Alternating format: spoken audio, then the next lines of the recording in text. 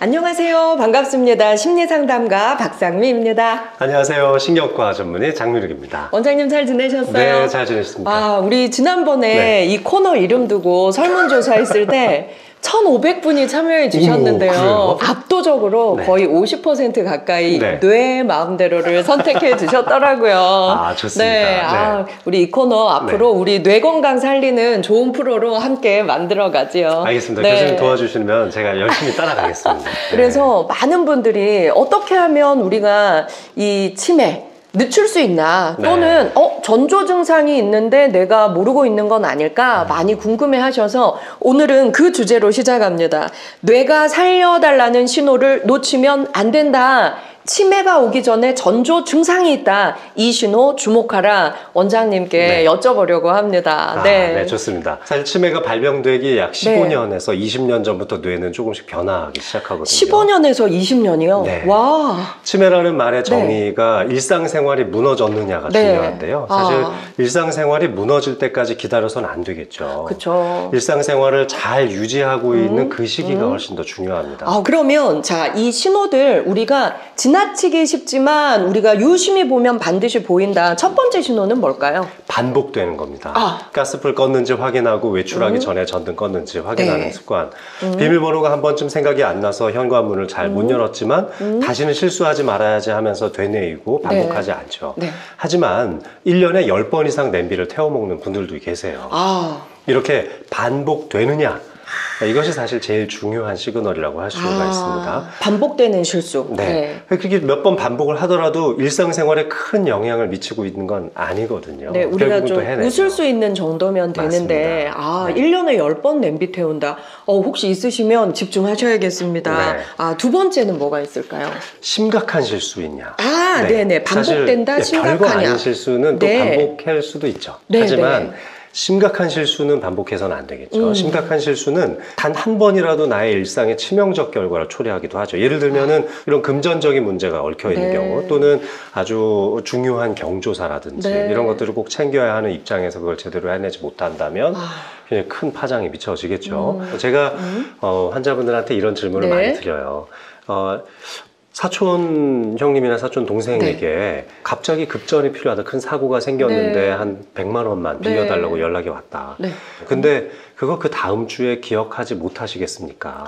이런 질문을 드리면은 대개는 다 기억하신다고 합니다. 그런데 이거를 설령 기억한다 하더라도 그러니까 일상생활을 분명히 지키고 있다 하더라도 실질적인 인지기능 테스트를 해보면 여러 가지 인지력이 떨어지는 것으로 나오시는 분들도 있어요.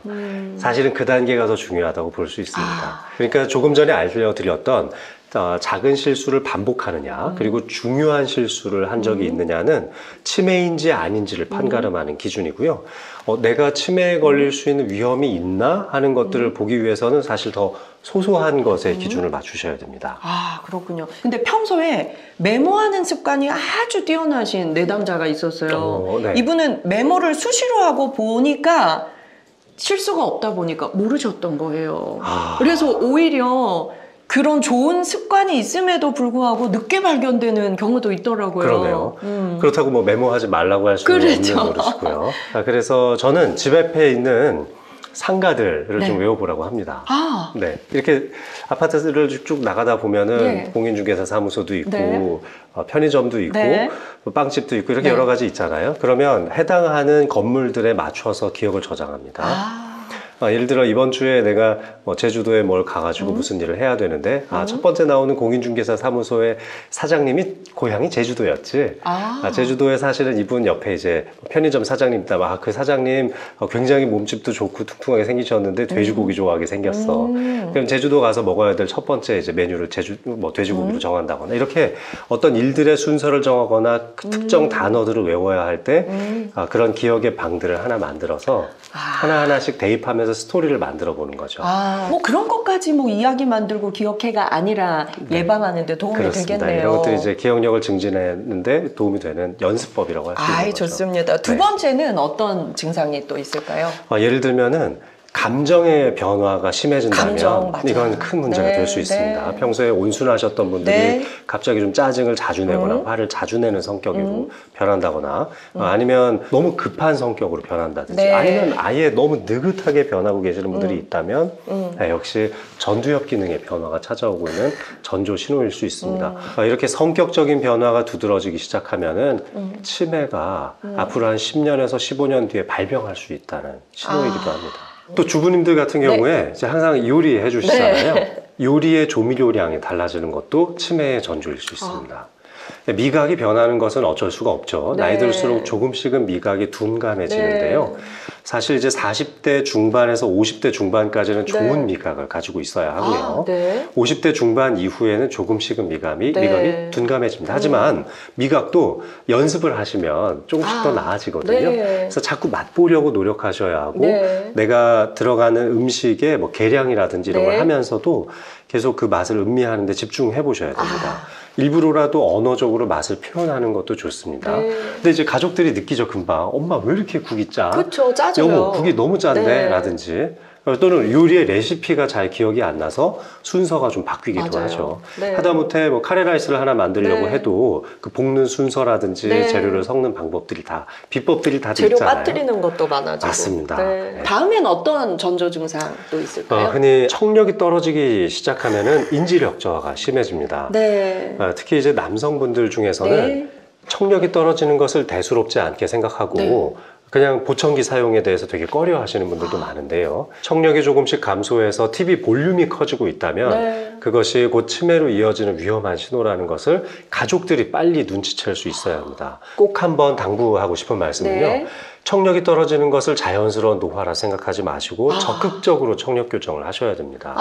사실 청력이 떨어지시는 분들은 본인은 불편하지 않습니다. 세상이 고요해지고 네. 자기한테 요구하는 것들이 적어지니까 오히려 편하게 생각을 하세요. 근데 그렇게 하면 안 되고 결국은 다양한 소통 활동으로 네. 인지력이 향상되는 건데 뇌는 쓰면 쓸수록 점점 더 발달되는데 청력이 떨어지면 진짜 뇌를 안 쓰게 되거든요.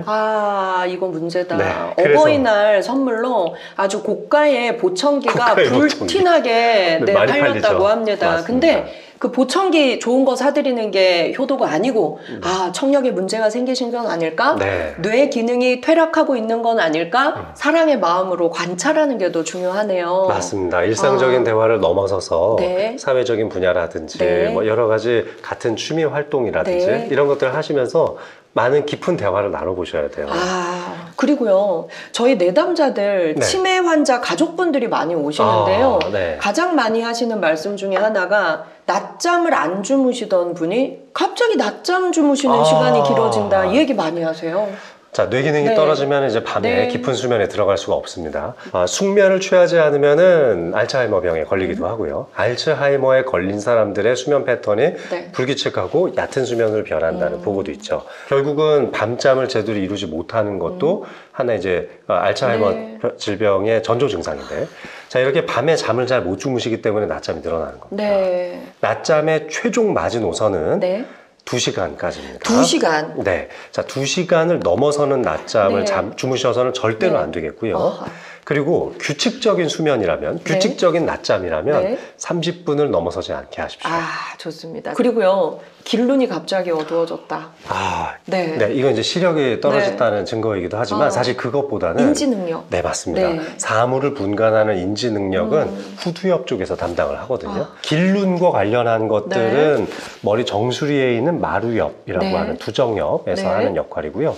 또 밤눈을 해결하는 것은 후두엽 쪽입니다. 그래서 두정엽이나 후두엽 쪽 기능이 떨어진다면은 길눈이 어두워지고 밤눈이 어두워지고 할 수 있습니다. 그래서 단 한 번이라도 내가 항상 다니고 있던 길에서 실수를 해서 헤매이신 경험이 있다면은 반드시 인지력 테스트를 해보시고요. 두정엽 쪽의 기능이 떨어지게 되면은 네. 이제 좌우의 구분 능력도 조금씩 떨어질 수 있고요. 특히 돈 계산 능력이 떨어집니다. 따라서 단순히 길눈이 어두워지는 것이 아니라 경제력에 대한 관리 능력이 떨어질 수 있거든요. 그래서 이건 아주 심각한 문제일 수 있으니까 반드시 심도 깊은 인지 기능 테스트를 해보셔야 됩니다. 그러면 반드시 인지 능력 검사를 해봐야 된다. 네, 그렇습니다. 인지 능력 검사는 병원에 가서 하는 게 가장 정확하죠. 네, 요즘은 네. 이제 지역별로 치매센터에서 만 60세 이상에게 이제 무료로 해주고 있잖아요. 근데 이게 지역별로 좀 달라요. 네. 그러니까 조금 이제 검사자의 역량이 좀 된다거나 네. 예산이 좀 충분한 지역 치매센터에서는 검사를 많이 해줍니다. 아주 심도 깊은 검사로 꽤 고가의 검사를 무료로 해주는 곳도 있는데 대부분은 또 여건이 많지 않기 때문에 간이인지 테스트밖에 못 하거든요. 근데 이제 간이인지 테스트는 너무 쉬운 문제들 위주로 구성이 돼 있어서 그렇죠. 간이인지 테스트에서 문제가 나오면은 그건 정말 심각한 단계일 수 있고요. 그래서 좀 정밀하게 볼 수 있는 아주 난이도가 쉬운 문제부터 굉장히 난이도가 어려운 문제까지 다양하게 구성되어 있는 인지력 테스트를 해보셔야 하고, 이런 종류의 인지력 테스트는 아무리 짧게 걸려도 4, 50분 정도는 걸립니다. 또 일상적인 생활을 다 하고 계시는 분들은 그런 테스트 하면 오히려 빈정만 상하는 경우도 있습니다. 맞아요. 내가 그런 정도도 모를 것 같아서 지금 나한테 그런 질문을 하십니까? 라고 역으로 질문을 하시는 분들도 있죠. 제가 알아보니까 지역마다 치매 안심 센터가 있는 것도 꽤 많고요. 또 안 보이시면 보건소에 전화해서 물어보시면 보건소에서 해주는 데도 있더라고요. 그래도 없는데 나는 해보고 싶다 하시면 가까운 병원에 내방하셔서 검사 한번 해보시면 훨씬 좋을 것 같습니다. 맞습니다. 네. 또 우리가 알아야 될 전조 증상 있을까요? 이 치매와 관련해서 재미난 이제 발표 중에 몇 가지가 있었는데 머리 크기가 작으면 치매 잘 온다. 뭐 이런 얘기도 있고 또 귓볼주름 때문에 한참 문제가 됐었고 귓볼주름, 그런 얘기도 있죠. 그래서 이런 것들이 대개는 좀 선천적인 문제와 관련된 그런 지적사항들이니까 이런 부분에 있어서 일반인들께서 너무 겁먹고 호도되지 않으셨으면 좋겠습니다.